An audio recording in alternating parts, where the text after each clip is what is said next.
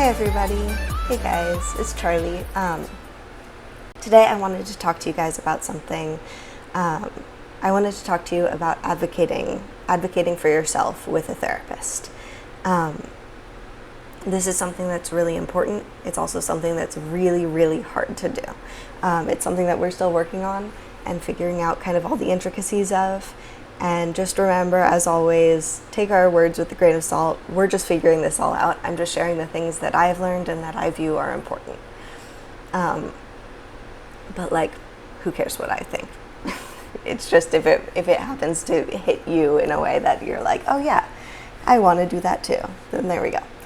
But anyways, there are inherent power dynamics between you and a therapist because you are being vulnerable with a therapist.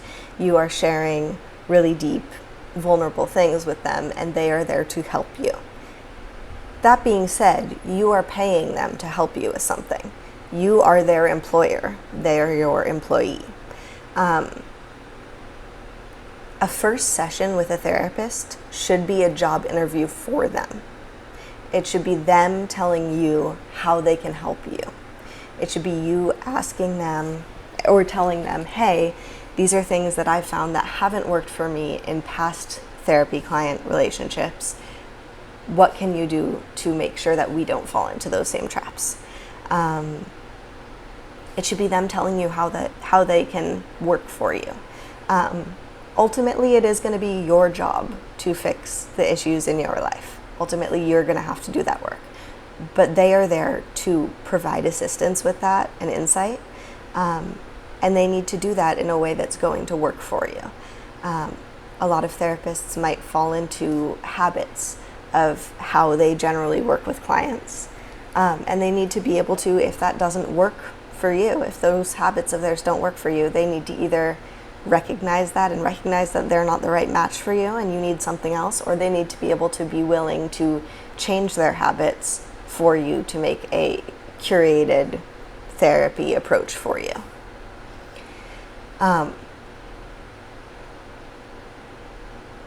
So it's important not to doctor shop. It's important to give therapists a chance. Like, if you have 3 sessions and you don't feel like you're making that much progress, don't just dump the therapist and move on. But have a conversation with your therapist. Have a conversation with them and be like, hey, listen, so this is just our example. This is something that we now pretty much bring to first sessions with any therapist we talk to, is we bring in, I know that like, if you just leave silence for me to talk, I will, and we'll get into some deep stuff and everything, and we'll talk through some stuff that might to you feel like we're making therapeutic progress, but that doesn't do anything for me. I can verbal process all day, and I will, and I'm working on stopping doing that and not just filling the air, but that's something that I need assistance with because it's hard to stop that, specifically when you're in a therapeutic environment and it's clear that the therapist is wanting you to just continue to share. But I don't need a therapist who's going to sit there every week and just be like, so what's happened this week? And then as I talk, just validate what I'm talking about. And that's a very helpful therapeutic approach for many people, but it doesn't actually make progress for me.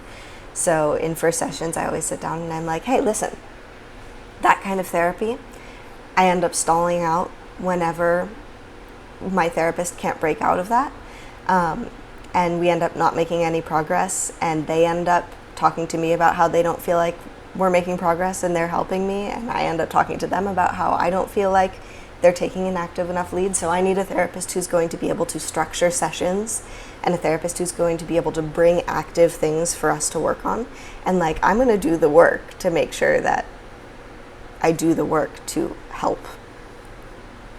make progress in my life. But I need them to bring some structure, and I need them to take an approach that's not just wait and listen. And so have that conversation with them. It's scary to talk to a therapist, and maybe do it through a message if you're scared to talk to them face to face about that. But really, like, when it comes down to it, so many people have issues or frustrations or questions for their therapist and are scared to ask them. when really communicating that is going to help them help you and is going to be so beneficial to the relationship overall. So be honest with your therapist. Be honest about what you need. Be honest about what's not working and what is working. So have that conversation if you feel like you're reaching that stall point, before just leaving them. Also, if they say one thing that you feel like you were like, oh, I didn't like that they said that, I'm just going to leave them. Don't do that. If they said something you didn't like, talk to them about it. Have a conversation about it. Because there's a very good chance you're talking about a lot of things that are probably going to be very, very emotionally heightened for you. So it'll be very easy for them to say something wrong, when it might just be a misunderstanding and they just didn't know that a certain thing was going to trigger you or be something that, like, you've heard in the past so many times, so them saying it was really hurtful and they just didn't know that. All that being said, do recognize that there are really unethical therapists out there. Now, that's not to scare you, and that's not to say that they're super common, but they do exist. And keeping your eye out for red flags is really, really, really important. If you give a therapist a reflection on things that aren't working for you, if you tell them that you're not sure if they're the right therapist for you, their reaction should be positive. They should appreciate the fact that you are bringing them, like, tools and guidance to be able to help you better, or like, if the therapy client relationship isn't working and you need someone else, they should be appreciative that you are advocating for yourself, and they should try to help you find someone new. If you bring that kind of criticism, questioning, or bring up the intent to potentially change therapists and they react in a hostile or defensive way, that's a big red flag. If they get offended by you expressing your needs, that's a big red flag. And then, yeah, kind of like what I said earlier about our experience with telling people, like, listen, this is the therapy that we've gotten in the past that's stalled out, so this is what we need. Bring them stories about your past experiences. Like, in that first session, talk to them about successes and struggles you've had with therapists in the past, and therefore what you need and what you don't need. And recognize that some of that's going to be on you. Like, for me, I recognize that sometimes if a therapist is just waiting for me to talk, I need to not just fill the silence, and I need to be like, listen, I could talk a bunch about stuff, but, like, that's not going to help. So what do you think that we could work on right now? So I need to take that initiative also. But I also am not perfect. I have not reached that point yet of being able to do that all the time. So I need to talk to my therapist about that being one of my issues, so that they can also call me on that, and they can also help me stop that, and also help by providing more structure. And ultimately recognize the fact that, like, the accountability for your own health and healing is on you. A therapist is not a magical solution. You're not going to start therapy and immediately be fine and have all your problems go away. But they should be someone who, I mean, they're getting paid. You're paying them, whether it's through insurance or you're directly paying them. You are paying them to help you.